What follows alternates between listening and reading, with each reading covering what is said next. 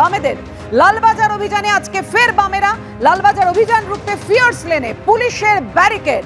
ফের লালবাজার অভিযানে বামেরা, আর সেই লালবাজার অভিযান রুখতে ফিয়ার্স লেনে পুলিশের ব্যারিকেড। দিনে দুবার ব্যবহার করো স্টপেজ ক্রিম আর নিজেকে রাখো evergreen. Keya Seth aromatherapy stoppage cream, আর খুঁজে পাও নতুন আমিকে। দেখো, এই মুহূর্তে আমরা বিবি গাঙ্গুলি স্ট্রিট এবং ফিয়ার্স লেনের জাস্ট সংযোগস্থল সেখানে রয়েছি। 3টের সময় শিডিউল টাইম, যখন সিপিআইএম এর কর্মী সমর্থকেরা তারা এখানে আসবেন এবং এসে তারা এখানে বিক্ষোভ কর্মসূচি করবেন। প্রবীর সামন্ত আমাদের ক্যামেরা পার্সন, সরাসরি আমরা ছবিটা দেখাবো।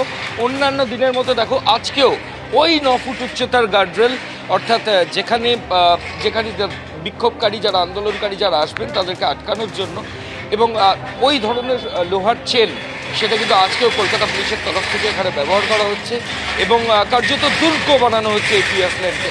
এই ফিয়ার্স লেনেই এর আগে ডাক্তাররা এসে অবস্থান কর্মসূচি করেছিলেন, সেখানে এই গার্ডরেলই পুলিশের তরফ থেকে ব্যবহার করা হয়েছিল। পরবর্তী ক্ষেত্রে অবশ্য পুলিশ আধিকারিকরা গার্ডরেল রিমুভ করে দেন দ্বিতীয় দিনে, এবং তারপর ডাক্তারদের একটা টিম তারা কলকাতা পুলিশ কমিশনারের সঙ্গে দেখা করেন। এরপরে সিপিএমের তরফ থেকে আবার লালবাজার অভিযান ছিল, তবে সেটা ওয়েস্টার্ন স্ট্রিট এবং বেন্টিং স্ট্রিটের ক্রসিং, সেটা ফিয়ার্স লেন ছিল না।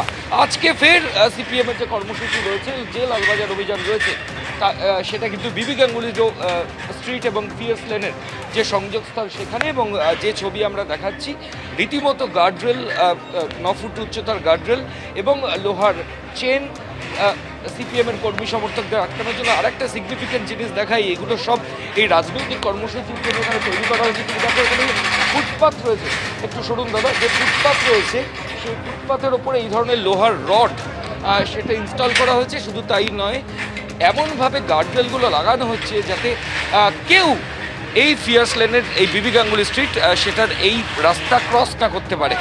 এমনকি ফুটপাথ পর্যন্ত সেটাও পুরোপুরি গার্ড করে দেওয়া হয়েছে।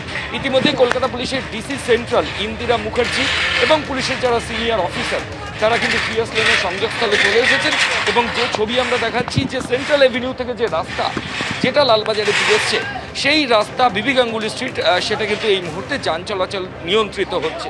আমি আরেকবার ছবিটা দেখাবো, প্রবীর সামন্তকে দেখানোর জন্য বলবো।